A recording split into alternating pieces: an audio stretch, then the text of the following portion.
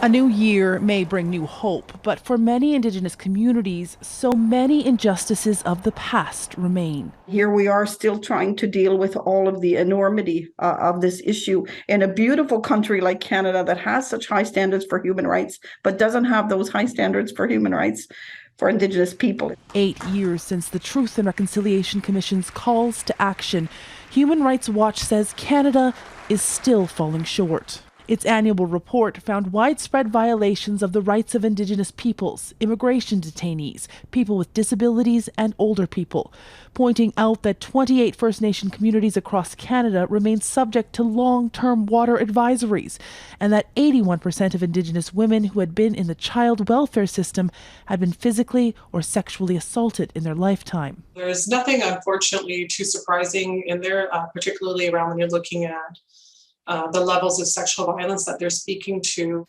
Last spring, Canada's Indigenous Services Minister said she hoped Canada will be able to lift all remaining drinking water advisories by 2025.